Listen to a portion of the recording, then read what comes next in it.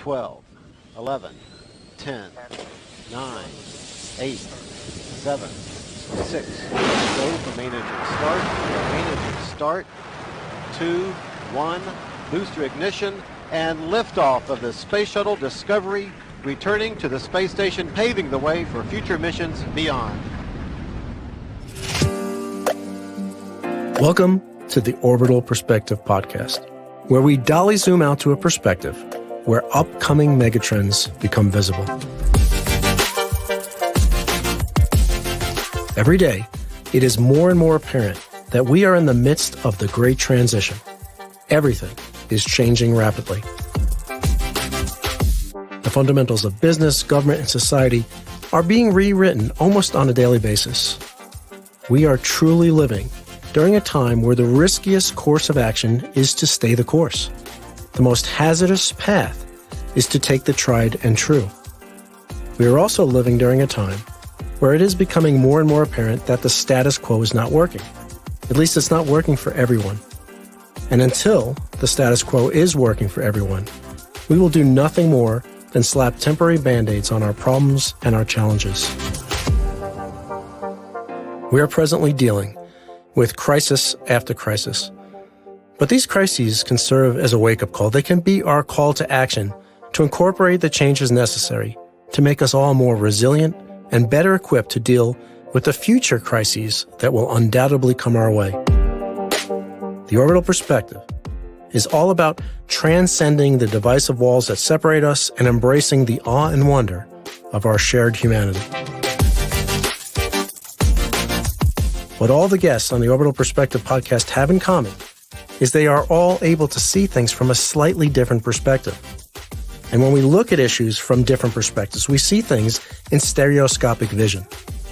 Multiple perspectives allow us to see the depth of a situation below the two-dimensional us versus them surface. The other thing all our guests have in common is they are all proof that you don't have to be in orbit to have the orbital perspective. Now, this is not an interview, and it's also not just a conversation between two friends. It's a conversation amongst all of us. If you're listening live, please post your questions and your comments so that we can bring you into the conversation. And if you're listening to the recorded conversation, still please join in with your comments and questions and be a part of this evolving community. Thank you for being here and being a part of this conversation from the Orbital Perspective.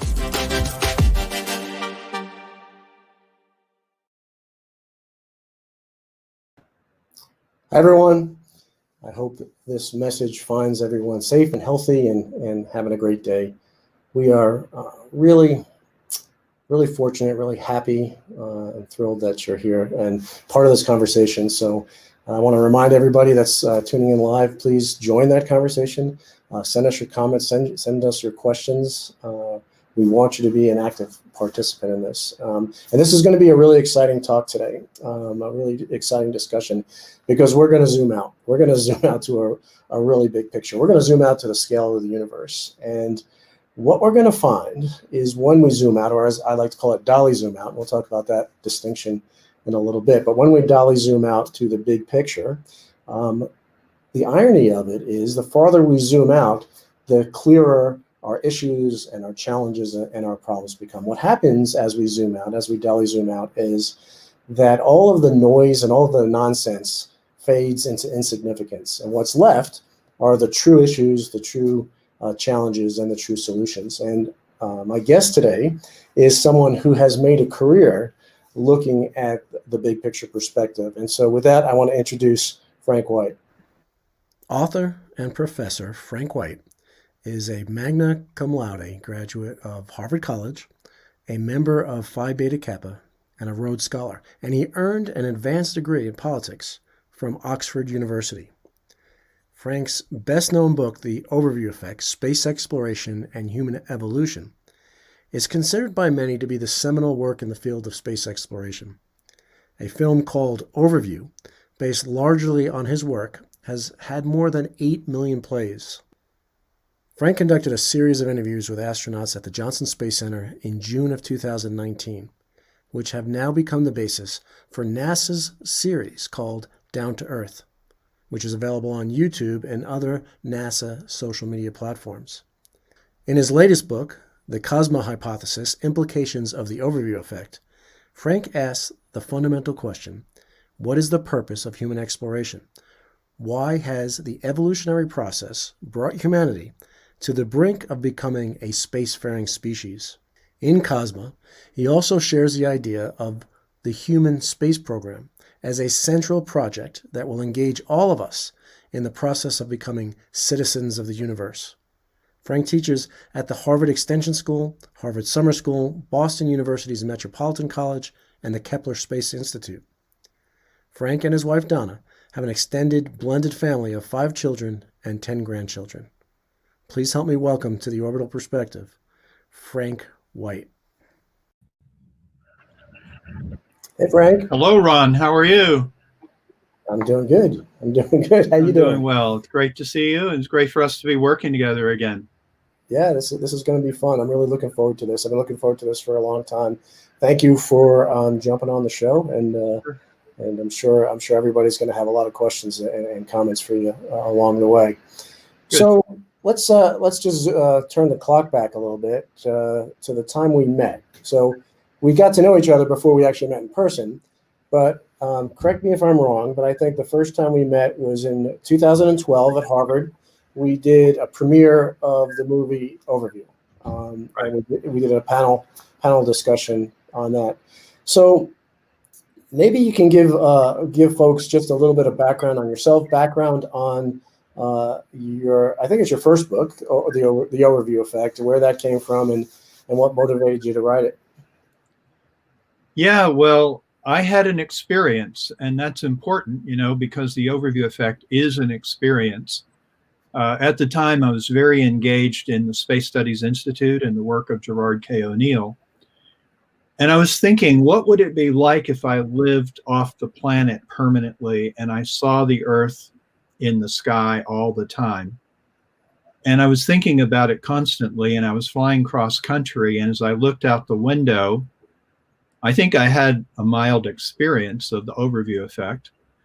But it just came to me, anyone living like that would have an overview of planet Earth.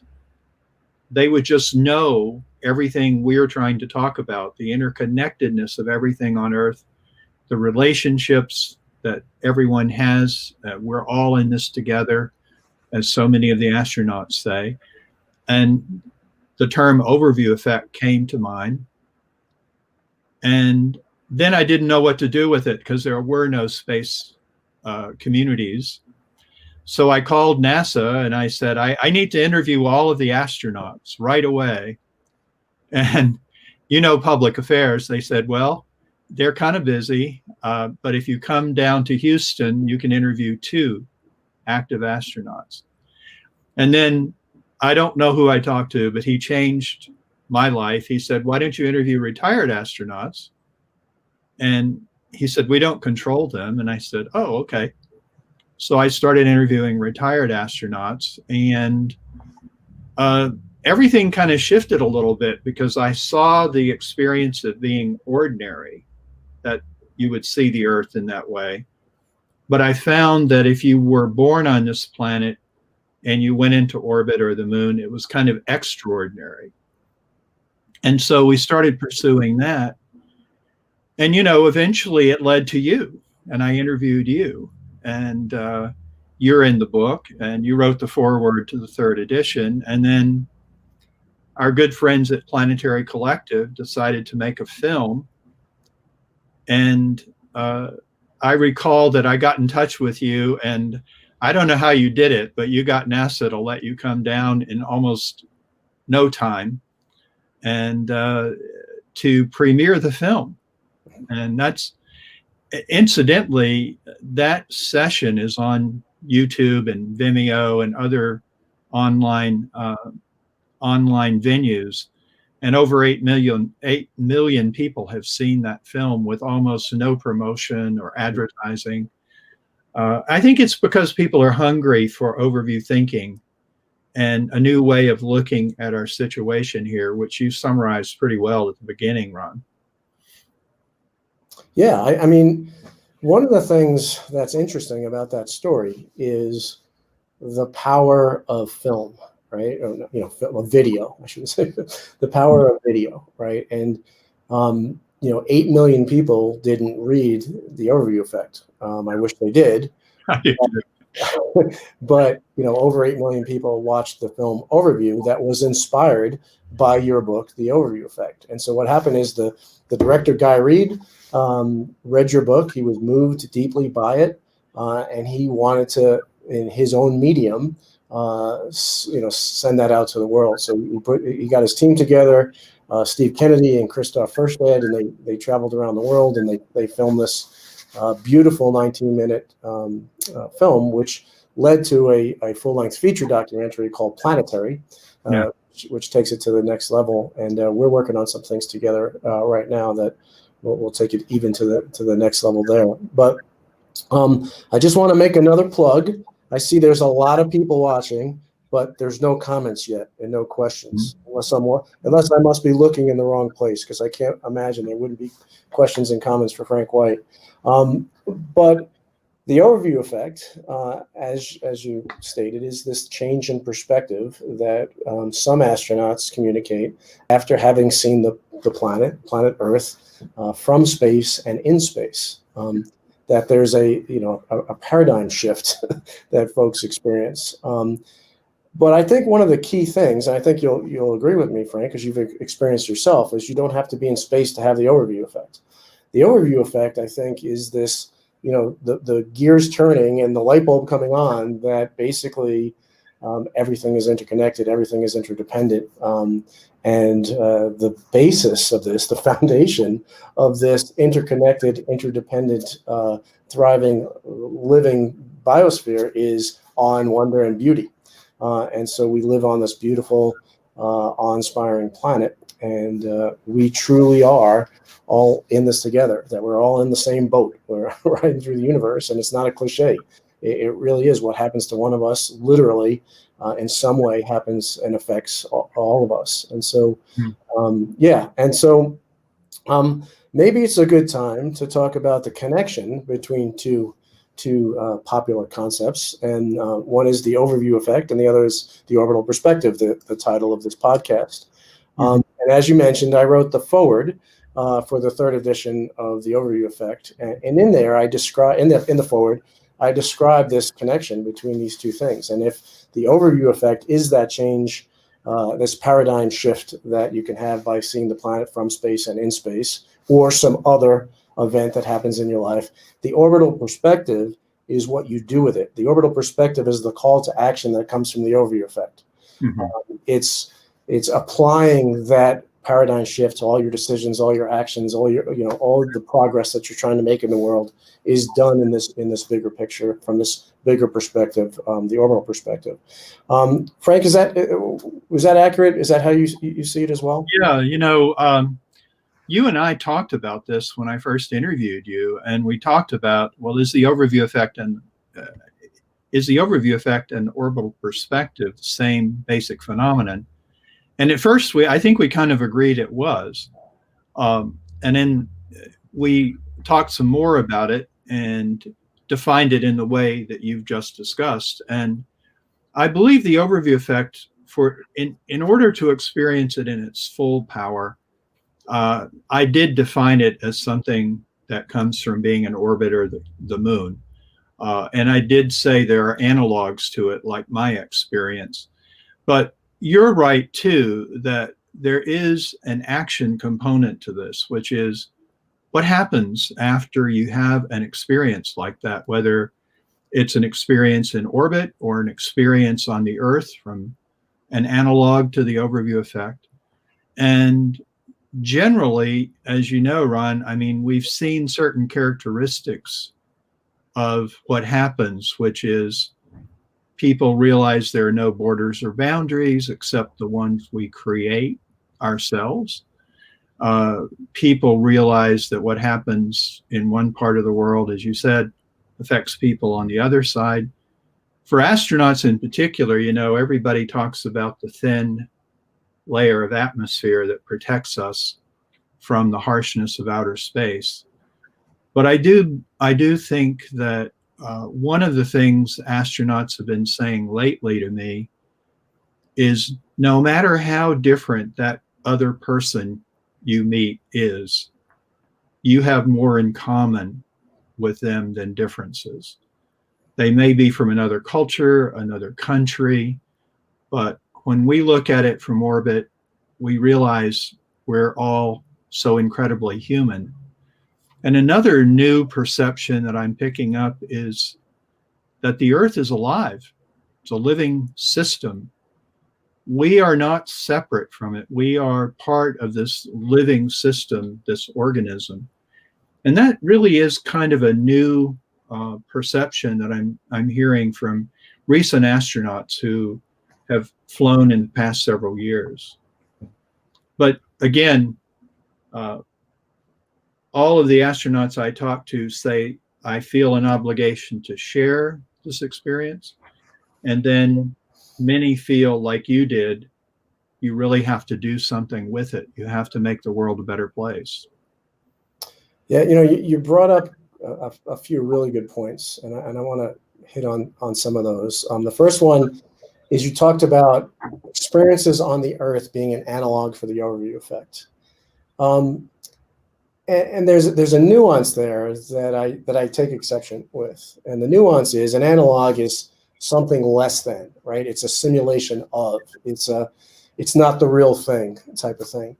And I think that it's completely possible and probable to have the overview effect, a real overview effect, not an analog overview effect, without going to space. And I know in my life, because I have gone to space, I have had that shift in perspective from going to space, but I've also had that on the ground. And from my experience, I think they're one and the same. I've had at least as powerful an experience on the ground, many experiences on the ground, that rival that experience that had space. The bottom line is you have to be open to it.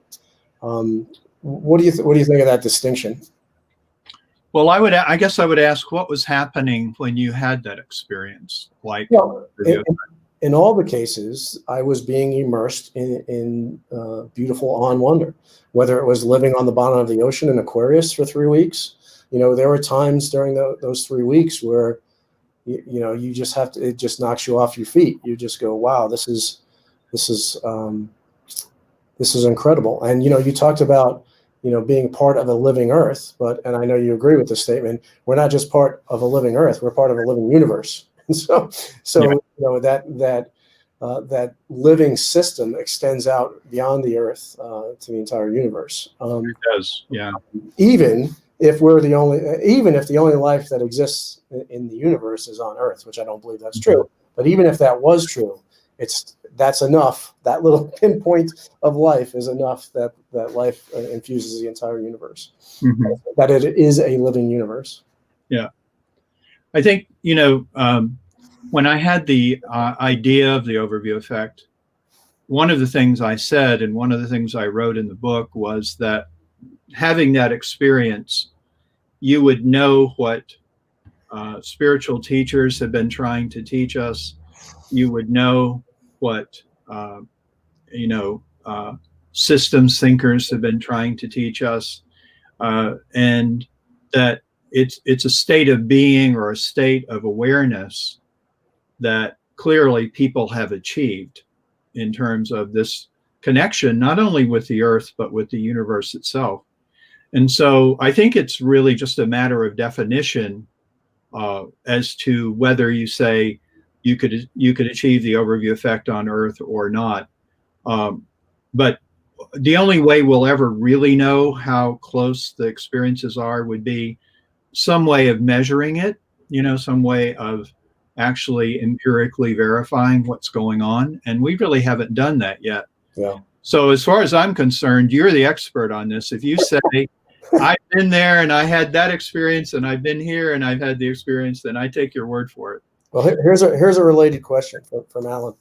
And thanks we got lots of questions and comments coming in, so thanks.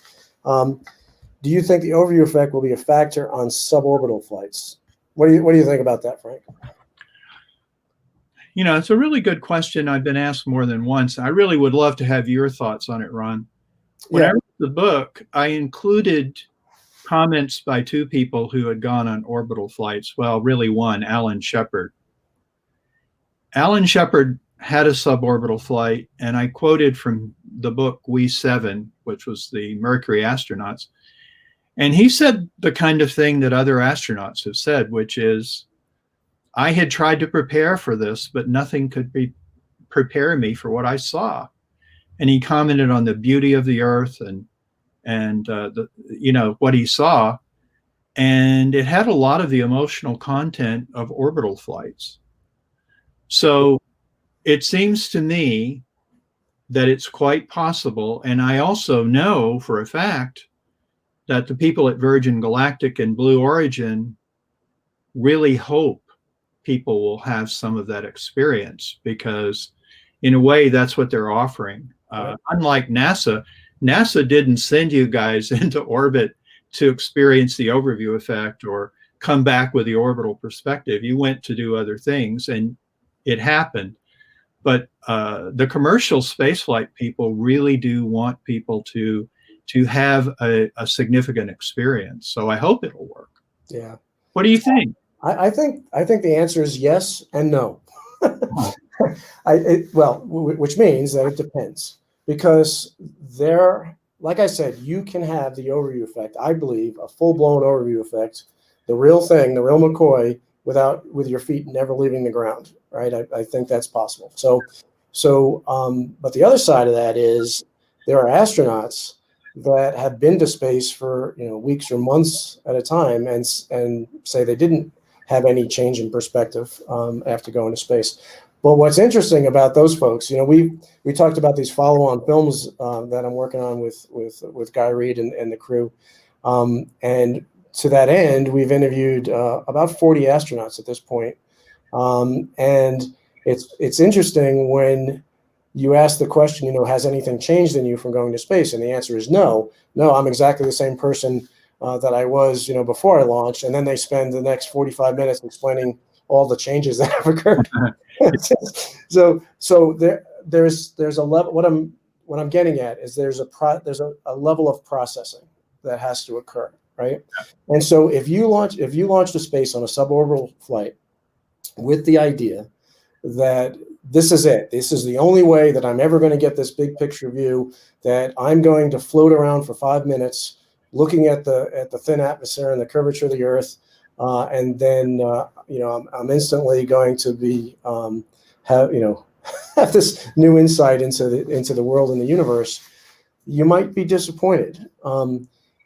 If, however, you are more inclined to see that awe and wonder in everything that happens in everyday life, the beauty of a flower, feeling the breeze on your face, if you're inclined like that to begin with, then you probably will have a shift in perspective. But that same person doesn't need to go to space probably to have that shift in perspective. And so I think there are going to be people that are going to be profoundly changed by even a suborbital flight, because they're already on that path. They're already on that path of searching for a deeper meaning, deeper connection in life and in the universe. And there's people that are going to be very disappointed because they're thinking that it's a magical pill that automatically opens up your awareness to all there is. And so those people will be disappointed. The other thing, and this is really important, is, my last flight was in 2011. I am still scratching the surface on trying to process my experiences. And so, having a short, experience of minutes, you're probably not going to process it while it's happening for sure. And there will be a period of time, maybe months, maybe years, maybe decades after that, where you're still trying to process everything that happened. I think, yeah, I agree with that. I think, when I interviewed Edgar Mitchell, who's in the overview film and has been a big supporter of this work, he said, "What have you learned?" And I had interviewed several astronauts by that time. And I said, well, I thought everybody would have the same experience, but it seems like it's very different. And he said, well, I would counter that by saying everybody had the same experience, but the experience is interpreted through their own belief system and history. And so, you know, you take a human brain into orbit, they're going to see the world in a way they've never seen it before. It's unique. It's very, very different. And I would contend something does happen, but each person is different.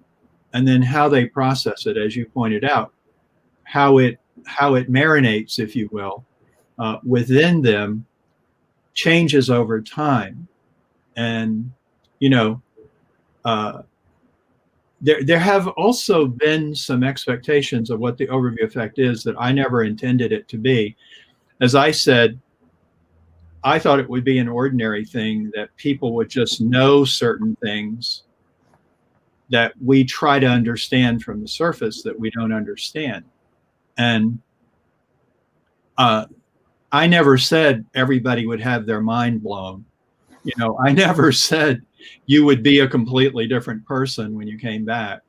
And so we have to be very, very careful with these expectations. And I think the most important thing you said, be open if you're going to go on a suborbital flight, and try not to have too many expectations as to what's going to occur. Try to be open to it, and you might be surprised. Yeah, it comes down to your mindset when you're going to it. If this is just another thing that you're trying to to get to whatever goal it is of understanding and awareness that you're trying to get to, again, it might be disappointing. It's simple. I mean, I think the mindset is that you're going to launch on this suborbital flight for a really, really unique experience. You're going to see beauty. You're going to see awe, and take it for what it is. But like I said, it's not a magical thing that is going to have the same effect on everyone. You know, and again, processing is a big part of this. And you have written a trilogy. You have Overview Effect, The New Camelot, and the Cosmo Hypothesis. And I'm in the middle of writing a trilogy as well. I have the Orbital Perspective. I have my new book that's coming out, Floating in Darkness, and I have a follow-on to that down the road. And what's interesting about that is when I wrote you can see the evolution in my processing and my understanding through those books. So in the Orbital Perspective, it was somewhat rudimentary in my understanding of what I experienced. And in Floating in Darkness, I go much, much deeper. But what's interesting about that is right now it's just about to be published, and I'm doing all the proofreading, and you know, it's been months since I wrote some of this stuff. And I, in some cases, didn't even know why I was writing some of the things. I didn't even know what it meant. I was just writing it. And then later, in hindsight, looking back on it from an increased level of processing of my experiences, I'm like, oh, that's why I wrote that. That makes sense now. Yeah, I understand that now. So we all need to understand that our lives are a process to begin with, and very, very unique things occasionally happen during that journey. And those are tools that we can use to increase our understanding and our awareness of our universe and our place in it. And a really big one is having the opportunity to see the planet from space, as we all know. Could I add to that, Ron? Of course you can. Yeah. So writing about the Overview Effect is similar.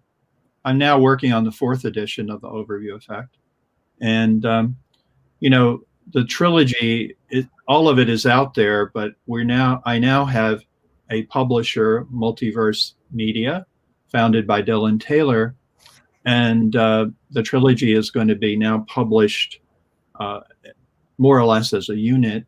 Yeah, just I'll jump in. Dylan Taylor, that founded Space for Humanity. Yes, founder of Space for Humanity, and a man who's done many other things to make the world a better place. But I reread each edition when I'm working on a new edition of the Overview Effect. I read all of the astronaut interviews. I read everything I've written, and kind of like you, I can't remember writing some of the things I wrote, and I'll be reading this almost as if somebody else wrote it, and I'll think of something that the author should have said, and then there it is in the next paragraph. Yeah. But, the other thing is, it took me a long time to realize that the astronauts were not only talking about seeing the Earth in a unique way, but seeing the universe in a unique way. Exactly. And that is really the topic of the Cosmo Hypothesis, the third book in the trilogy. So I'm going through the same thing you are as the author of the book. My understanding of the phenomenon keeps changing as well. Yeah, and I think we're both motivated by the same source in writing these books, and that is that any experience is so much richer and deeper if you can share it with others. And so, you've had the experience of interviewing all these astronauts, and there's a desire to share that. I want to pop up one comment. I'm trying to look at everybody's as fast as I can. This is from Lisa Marie, who basically said everything that I was trying to say in 6 words. So basically, that's the point right there, that the extraordinary is the ordinary. Or another way to say that is the ordinary, or what we think is ordinary, is extraordinary. It's all extraordinary. So that's kind of the point. So, Lisa Marie and I both share an interest in Zen Buddhism, and that's a very Zen statement about the world, and very accurate. Well, it's true no matter what label you put on it. Yeah. All we have to do is look around. And, you said something earlier, too, and I forget the exact context, but it was about everybody that you meet, everybody that you come in contact with, right? And one of the things, and I think at least this is what Lisa Marie is also getting at, is, this wonderful awe and wonder doesn't just apply to the natural world outside of humanity. It applies to humanity, too. Every single person that we come in contact with is a perfect miracle. A statistical, mathematical improbability beyond comprehension. So that if you work out all the statistics of what would make you, you're a miracle. It should not have happened. And so every single person we come in contact with, whether it's the person that flips you off in traffic, the troll on the internet, it doesn't matter who they are. They're a perfect miracle. Now that doesn't mean they're behaving like one. That doesn't mean that you find awe and beauty in their behavior, but the fact that they're here, and that the fact that they're sharing this planet with you is an absolute miracle. Our species is a miracle. Exactly. That, in a way, is what started me on the question that permeates the Cosmo Hypothesis, which is, how did it come to be over billions of years that suddenly we have this species on Earth called Homo sapiens, which can, if it chooses to, become a spacefaring species? That's never happened before. How did that happen? And the essence of that book is really trying to develop a new philosophy of space exploration. And most of the reasons we give for going into space are to benefit us, our species. I tried to look at it from the point of view of this miracle, which is that the universe decided, and I know some people don't like to anthropomorphize the universe, but the universe nurtured over billions of years of evolution a species that can now leave the planet. What is the purpose of that ecologically? What is the role? And it's a tough question, but it shifts from what do we get out of it to what can the universe get out of it? What can the solar system get out? What can the Earth get out of it? It is a miracle. Here we are. And I think we need to start thinking of ourselves as a miraculous species and acting like it. Yeah, I mean, Huxley said it 5 or 6 decades ago, and I'm sure he wasn't the first to say it, but we are the universe becoming conscious of itself. I mean, that's what's going on here. Hey, let me pop up a comment from Keith Cowing. It's a long one. So let me paraphrase here. While gazing down at the Earth from space is probably the most efficient way to experience the overview effect. I can tell you that I encountered it on Earth in Nepal at 14,000 feet on my way to Everest Base Camp. I was teaching Sherpas what the lights in the sky were, how to tell them apart, which one I was using to talk to my wife, and which one had people on board, all while I carried 4 small Apollo 11 moon rocks in my pocket.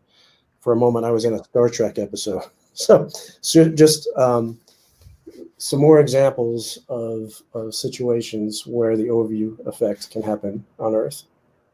And I think what's important about his comment is it was an experience. Mm-hmm. I think we keep coming back to that. However we want to characterize it, it's the experience. My work started with an experience. You, Ron, had the experience that we're talking about. Keith had an experience in Nepal, and it always comes back to that. And the challenge is, how do you share an experience? And one of the things I'm excited about today, Ron, is that people around the world are now trying to think through, how can we bring the overview effect down to Earth? And how can we use virtual reality? How can we use other modalities to share this? Because as your opening pointed out, things are changing very rapidly and not always in a good direction. And so people who are interested in this movement, I believe, see that this awareness, this consciousness, this worldview we're talking about is critical, is key to resolving the challenges we're facing on the Earth. And that's why, this idea of why are you going into space? We have all these problems on Earth. Well, for one thing, this perspective we're talking about can be highly relevant to tackling the challenges we see on Earth. And I call it overview thinking. Overview thinking is key to the orbital perspective and to action that will make this planet a better place. Mm-hmm. Yeah, I'm going to pop up another comment that I know is near and dear to you, and that's about the democratization of the overview effect, right? and this is from Rhiannon. In line with what you just said, everyone, I don't mean to speak for you, but we've had conversations before, and I know that you one of your things that you're proposing is that it's a basic human right to experience the overview effect, and I agree with that. And the way that I would put it, though, is that everyone on the planet should be able to be in a position where they can experience the on-wonder of our planet, right? And so it's hard sometimes to experience the on-wonder of our planet when you don't know where your next meal is going to come from. You're worried about, dying from completely preventable and curable diseases. You don't have access to clean water. You're in the survival mode, right? In the hierarchy of needs thing. So there's not a lot of luxury to experience on wonder when you're just trying to survive. And for the vast majority of the people on this planet, that's their daily life, is they're just trying to survive, to live the next day. And we as a people, we as a species, need to not accept that status quo anymore. And there's a lot of systemic things that are in place that keep things that way. And we need to, as a species, overturn those things. And I think part of that democratization of on wonder is, having the basic needs of everyone met. What are your thoughts on that, Frank? Well, there's something very powerful about asserting that experiencing the overview effect is a basic human right. Because whatever anybody says about it, it still leads back to how do you get to that point? Because you, Ron, I know, I've quoted you, you have said we're living a lie. We are. We feel like we're living on the surface of a planet that's not moving. The heavens revolve above us. We don't experience ourselves actually living on a planet that's moving through the universe. It's actually, we're all astronauts on spaceship Earth. We don't really see where we are in time and space. So I would assert, when I say experiencing the overview effect is a human right, I mean everybody has the right to know the truth. Now, if you say, Ron, well, there's a person over here who can't buy virtual reality headset to have the experience because he is struggling to survive. Then I say, we need to do something about that. In other words, those people who can buy a ticket to go on Virgin Galactic, that's great. I support them.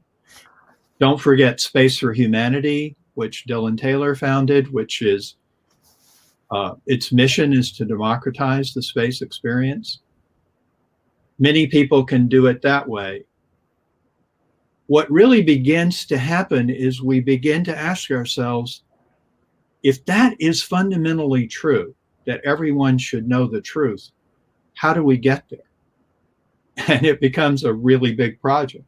So it's like people are stating that healthcare is a fundamental right. And you have to grasp that, and then you have to move to, if you agree with that, what are we going to do to make that happen? So I think that's, that's the kind of conversation that becomes really powerful. Yeah, I mean, there's two sides of the same coin, right? On one side of the coin is what you're talking about, this democratization of the overview effect, that everybody should be able to experience the overview effect. The other side of that coin is the more people that have that shift in perspective and answer the call to action that comes from it, which I call the orbital perspective, the better off the world's going to be, and the more people on the other side of the coin are going to be able to experience the overview effect. But there's a really important distinction here, and you keep talking about seeing the truth, that everyone has a right to see the truth. I agree with that, but I don't think it's a requirement to leave the planet to realize that truth and to embrace that truth, the interconnected, interdependent reality of the world that we live in, to live it and not just talk about it, to actually live as if you're in a completely interdependent biosphere and you're part of it. You're part of it. You're not on the earth. You're of the earth, right? We're not in the universe. We are of the universe, and that shift in mindset, I think, opens up a lot of things. And one of the things that opened up in me was an absolute reluctance to accept the status quo on our planet, an absolute disgust with our ability to think the status quo is okay, to think it's okay that 2 billion people don't have access to clean water, to think it's okay, all the violence, all the divisiveness that's around us, all the separateness, all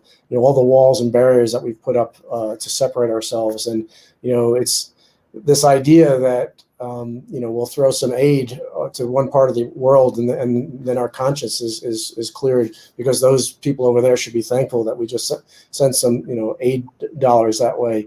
Misses the whole point. This is the whole point of what the overview effect is supposed to create. And the whole point is there is no them. There's only us. We're all in this together. We're one human family. And so this false idea of separation, I think, is really why we still have so many critical problems and challenges that we face.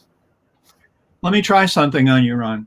So you're saying you don't have to leave the planet to have the experience. So what I know is that when people leave the planet, they do have the experience. What I know, always 100% of the time. Yeah, well, I'm asserting they have the experience, but they may interpret it differently. I think you're right, by the way, just for the record. Yeah, they have the experience. I'm going back to Edgar Mitchell. The experience happens. It may not consciously be clear that it happened, but I believe it does. But I know that virtual reality, because I've seen some virtual reality efforts, can simulate the experience. I'm working with some colleagues at Harvard on how could we use this in conflict resolution. What can we do to give people this experience so that they can resolve their conflict? So when you say you don't have to go into space to have the experience, then my question is, what is your technique or technology other than that to have the experience? That's an unanswered question, I think. Yeah, don't get me wrong. I'm not downplaying the significance of being in space. I'm just saying it's not a requirement, because just as an example, to prove the point of the power of being in space is, I often get asked the question, over my 6 months in space, did we ever talk about politics while we were up there? And the answer is no. We never talked about politics on the space station, and it wasn't because it was forbidden. It was because it was irrelevant. That's what those people worry about down there. And so when you're up there, and you talked about conflict resolution, that is a powerful, powerful tool for conflict resolution. And so in my 6 months in space, I really did not experience any conflicts whatsoever in space. The only conflicts there are between the people in space and the people on the ground, around approaching things from two completely different perspectives. And both perspectives are right, but each side is not fully seeing the perspective of the other side. And so that's where we get into trouble. The trouble when we have different perspectives. And so let me I'm not dodging your question, but I'm going to pop up the same question. Basically, very, very few people are going to be able to afford. Democratization is a myth, a somewhat elitist one at that. If you know Keith, that's exactly, that doesn't surprise you, to achieve the overview effect for the masses. Okay, so again, how do we experience that in space? And I'll say what I said in the beginning, is it's all a matter of what your starting condition is, where you're starting from, why you're trying to get the overview effect. Are you trying to get the overview effect so that you can make you think it's a way for you to make a valued contribution to the world, that you think that you're going to have this perspective, and then all of a sudden you're going to see everything in a new light, and all of a sudden you're going to be a kinder, gentler, more generous person, and you're going to work to improve life on Earth? I don't think it works that way. I think you have to be that way to begin with. I think you have to desire to leave the world a better place to start with, and look for, in every moment of every day, look for that awe and wonder. Then, if you have the opportunity to go to space, or you have the opportunity to participate in one of these things that try and simulate the overview effect that's caused by being in space, then I think there's a much higher likelihood that'll happen. And so notice I didn't say the analog, or I didn't just say the overview effect. I classified it as the overview effect that comes from being in space. Because again, I'll stand with what I said before. I believe that the overview effect can come from many different ways, not just going to space. I'd like to challenge Keith on his assertion, because I believe that the tickets to space will not be beyond the grasp of whatever percent of humanity. Well, you probably could take a few nines off, right? Yeah. Is that what you're saying? No, I don't think that's true. I mean, when I interviewed Richard Branson about this, his whole vision is democratization, to make it really common for people to be able to afford to go into orbit. And he analogizes it to the airline industry. In the beginning, it was pioneers, barnstormers, essentially test pilots. And then it became something for the elite. And over time, we've reached the point where a large percentage of the population can afford an airline ticket. That's what he's trying to achieve. The other thing is, I'm just going back to something really simple, because what I'm working with is actually going into orbit or experiencing the spaceflight experience with virtual reality, or through a film, or in something like that. I believe we could make virtual reality experiences available to thousands, if not millions, of people. And so I don't believe it's a myth. I believe it's a goal. And, I think there are a lot of people who are really smart and really visionary who are trying to achieve that goal. So here's one example here, the 360 VR rig that Liam's talking about on the ISS. Right? Yeah, so there are people right now with VR, working with VR capability on the ISS. And we'll see, I mean, that's going to be very, very powerful version of the experience you had, Ron. Well, here's a comment for someone who is working on VR, Agent Marshall. And I think this is a very wise comment. Teach people not just what to see, but how to see. I think that is the answer right there. It's not that we're not seeing the right things. We are seeing the right things. We're just not. We don't know how to see them correctly. We don't know how to see them in their true context. All right. I'd like to say that I've been interviewing Virgin Galactic ticket holders. And I really believe I have a very small sample, but I really think they have the right attitude toward what they're going to do. And it's a dream they've had. It's something they want to do. And I think they're going to, Ryan, you said a lot of what happens if you go into orbit or on a suborbital hop is what you bring to it. And I think the people I'm interviewing are bringing the right stuff, if you will, to that experience. They have really good reasons for wanting to go. I think there are people who have experienced the overview effect from reading your book. And I know personally lots of people who have experienced the overview effect by seeing overview. And here's an example of that. There are, I think I know who said that. And, I've had so many people tell me that the reading of the book change their lives, change the direction of their lives. And that goes back to the question of what do you do with the experience? Certainly, many people read my book and nothing happens, because it's not an experience for them. If you go look at the Amazon reviews on Amazon, you'll find a few people like that. One of the interviewers called it boring, boring, boring. That wasn't exactly a compliment, but I've talked to many people who have said, I read your book. It changed my life. It changed the direction of my life and what I'm doing with my life. Right. And that is really important to me. And I'm glad because, as you said, it's like an astronaut doesn't go into orbit for themselves. It's really for humanity.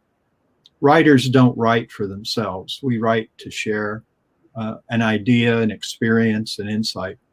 And so when we hear from people that something has changed for them, it makes all the effort. And Ron, it's a lot of effort to write a book. It makes it all worthwhile.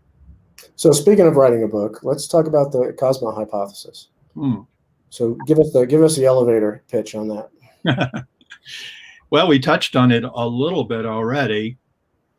Essentially, I pose the question, why has the universe supported us to get to where we are, to where we can leave the planet? We have powerful telescopes where we can see into the depths of space. And the hypothesis is that because we are a part of the universe, as we move out into greater expanses of the universe, we are bringing life, intelligence, and consciousness to the universe itself. To some extent, as you pointed out earlier, the universe is alive, self-aware, and conscious now because of us. At a minimum. Yeah, at a minimum. Yeah, we're not separate from it. And there may be many, many other intelligent beings out there who are contributing to that. But that was what I concluded and I suggested in the book. But I'm not wedded to that. And that's why I call it a hypothesis. What I'm trying to do is start a conversation about the purpose of human space exploration. And as my good friend Mike Simmons points out, astronomy is a form of space exploration. Yeah, of course. And it's interesting going back to astronauts. Al Sacco Jr., when I interviewed him, said, people ask me, why do I risk my life to get on the space shuttle and go into orbit? And I tell them the astronaut secret. And he said, all the astronauts know this secret, which is that we're all part of the human family, the whole human family, but it goes beyond even being citizens of planet Earth. We are actually citizens of the universe. If you think about that, what does that mean? What does that require of us? We are a part of this incredible living universe, and I think it calls us to a higher standard than we've reached. And I think space exploration is part of reaching that higher standard, you know? I couldn't agree with you more. And you know, I want to let everyone know that this is the fourth episode now since we've shifted from just being conversations sheltered in place to become the Orbital Perspective podcast. And each of the 4 Orbital Perspective podcasts that we've done, including this one we're going to do, we have, when we've concluded the 1-hour live broadcast, we've stayed on and we've done another half hour of diving much, much deeper into the conversation. And Frank and I are going to do that with this episode as well. And we are going to dive into, you know, how we can use the overview effect, how we can use the orbital perspective to help improve life on Earth. And we're going to dive a little bit deeper into what it means to be a citizen of the universe. And as Frank likes to say, explore the rest of the solar system, right? Because we can't see ourselves as separate from the rest of the solar system, and we can't see our solar system as separate from the rest of the universe, and we can't see ourselves as separate from Earth. And probably the most important and the most practical, we can't see ourselves separated from each other, from one another. And so we're going to dive a lot deeper into that. But I want to thank everybody for all the questions and all the comments. We couldn't get to them all. Frank and I won't speak for Frank, but I know but I know he'll do this as well. We're going to try and answer as many as we can offline, and we're going to dive into the extra material. I don't know yet how we're going to make that available, but we will make it available at some point. Frank, thank you so much for taking the time and doing this live segment with everybody. And thank you for all the work that you're doing. Thank you for the work that you're doing to get people to see the truth. Thank you, Ron. Work. Thank you. All right. So with that, we'll see all you guys next week. Thank you for joining us during this conversation from the Orbital Perspective, and thank you for being a part of an emerging unity on our planet. We are strongest when we are aligned around the truth of our underlying unity. Together, we are unstoppable and can build a positive, restorative future, a future that we would all want to be a part of. Please subscribe to the Orbital Perspective podcast and follow us on social media. Thank you for all that you're doing and all that you will do to help make life on our planet as beautiful as it looks from space.